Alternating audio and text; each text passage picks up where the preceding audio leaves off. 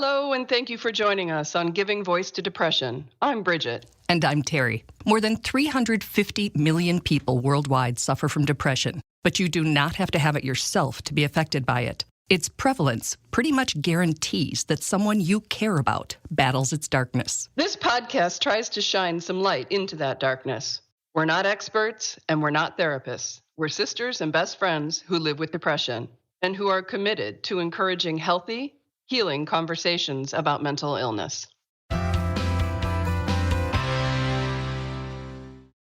Hi, Terry. Hi, Bridget. As you know, with each of our podcasts, we try to present a different perspective on depression. And today, we're looking at depression in older adults. WebMD reports that late-life depression affects about 6 million Americans, and that of that 6 million, around 10% seek treatment. That probably has something to do with why the National Institute of Mental Health considers depression in people 65 and older to be a major public health problem.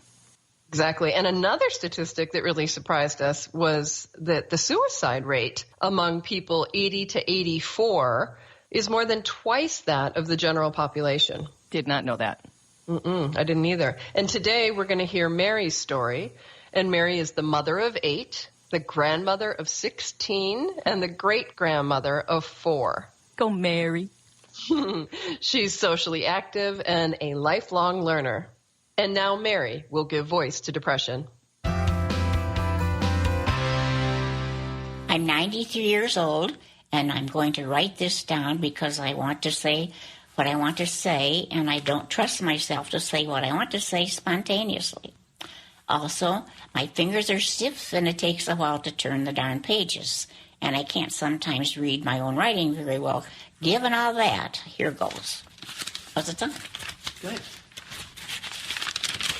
I am an average person, and I'm 93 years old, and I'm depressed.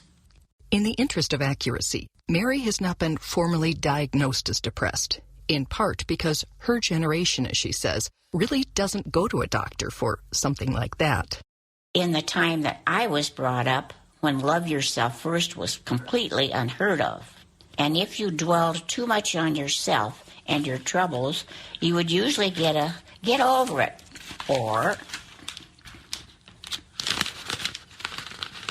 you're not the only pebble on the beach, or go take a long, big bath, go to bed early, and then maybe you'll feel differently tomorrow.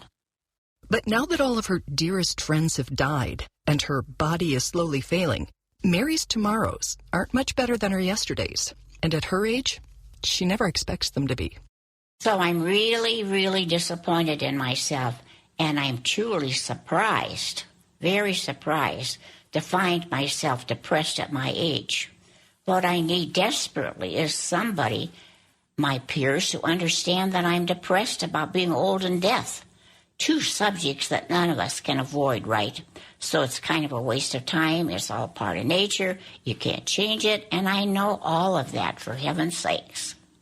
Woody Allen, the comedian, always says, I'm not afraid of death. I just don't want to be around when it happens. Anyway, there must be thousands of average people out there that feel just like me. I know that I can't change anything. I just need to talk to somebody. I don't tell my children because of the instant grapevine of the internet. I'd have them watching me every move like a hawk to see signs of depression. No thanks. I'll just be depressed by myself. And I don't want platitudes from anybody. We all have the same feeling, and I would just silently always say, shut up. And so, it's tricky.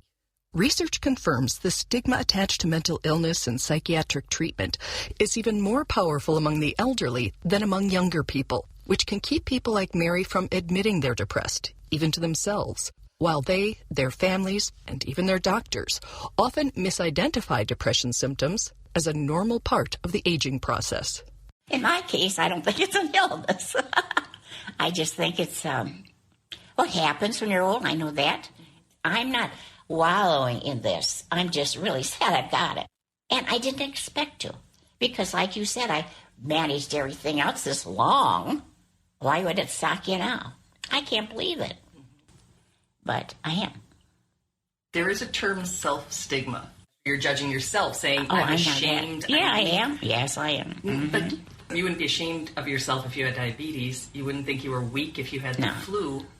No, but I see that as a whole different, it's like apples and oranges to me. A feeling she elaborated on in her written statement. The average person like me doesn't like to admit to depression. I associate it with a weakening on my part when I should be coping better. Meanwhile, my low-grade depression messes up everything about how I feel about things now. Like, what does it really matter anyway? Or do I really have to get out there and try to enjoy things? What a way to live. Does someone and other people feel like me? I feel like I'm being an ungrateful pain in the neck to myself. So I say to myself, well, my dear, what do you expect at your age? And I say right back to myself, I didn't expect to be this old. And despite the fact she lives in senior housing, where everyone else is old too, she says the topic of mental health just isn't discussed. I mean, you just can't come up and say, hey, honey, let's bare our souls to each other. You know, I really feel sad, don't you? Let's talk about this. You don't do that, at my age. Like if you said to me right now, how are you feeling today? And it's fine, how are you feeling? And then just fine right back again, so what good is that? I wouldn't probably open up to, I know this is an enigma. But if I found the right person, I would. And gladly so. But all the right people that I know died on me. What stops you from saying at the dinner table, I was interviewed on depression today for a project somebody's doing. If that's a topic any of you are familiar with or want to talk about, I'm your gal, and you might get a knock on your door, and you might find that person. Sure, I can try that tonight. That's a new approach. It gets detached so that it's not just me. Yeah. But I don't think I'll get many takers, but I can let you know. You only need one, right? Yeah. When no one talks about it, no one talks about it. Yes, that's right. That's the thing. That's the thing. Of the people of my age level, yeah. We just don't really bare ourselves too often. Is this hard for you? To do what? To talk to me about it? No, but you're special. Well, thank you. I so appreciate that. Yeah. So you are good at making other people feel good. Oh, yeah. You're special, too. And I know, again, that this isn't a great tragedy in my life. It just takes the flavor of it away. Mm-hmm. That's about it. I hate to see a little tear going down your cheek right now. Actually, it was from laughing just now. Oh, okay. That makes me feel much better. Yeah. So, what can the people in your life who aren't 93 do to support you or to be there for you or to help in any way? Be there. Just be there. Yeah, I'm not, and I don't mean talking about depression. Right. Just be around and show up. Yeah. Yeah. If you can't show up when I'm alive, don't bother to show up when I'm dead. Is my little thing. Fair enough. And we don't want you to show up and sit down for an hour and a half, as if you would or could. But you got to show up. You really do have to show up. And I have a granddaughter that really calls me almost every day, believe it or not. And we just kind of check in. Sometimes we just say we're checking in, and sometimes we say more than that. And that means a great deal to my life. The bottom line is we're ready to die, and we're getting ready for it, and there's nothing you can do about it.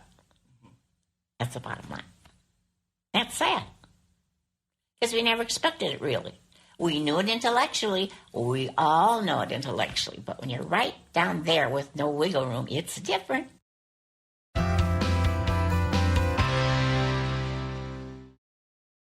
The universality of just wanting someone to be around or show up, as Mary said, strikes me. It absolutely does, because we've talked, whether it's teenagers or people in their 20s or 30s, or 40s, it just doesn't matter. And now 90s.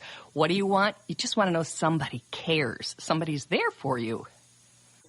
Yeah, and like she said, that doesn't even mean I want you to be here for me for an hour and a half. Maybe it's just the quick phone call, but let me know that you're thinking of me. Mm-hmm. I was looking up some of the, information around depression in the elderly, and they kept stressing, that healthy habits really matter. And they talked about continuing to use your brain and continuing to move your body and to eat to support your mood.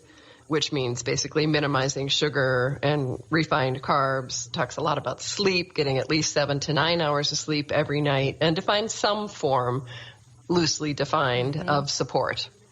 And there's a lot of universality in that too, but you and I also know you can do all those things and still be depressed. True. But it's a good place to start. And it's just a unique voice to hear.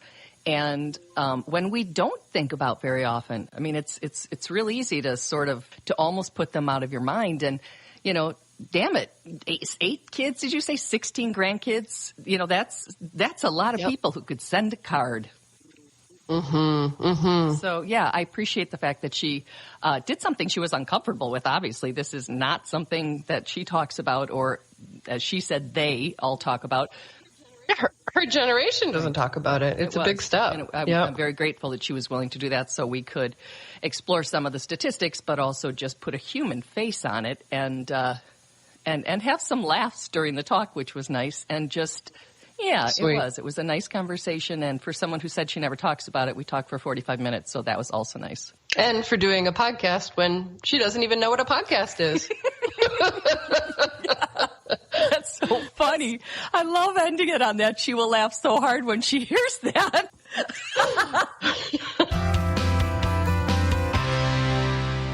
We hope that our podcasts bring about a little more understanding or help people articulate their experience of depression a little more.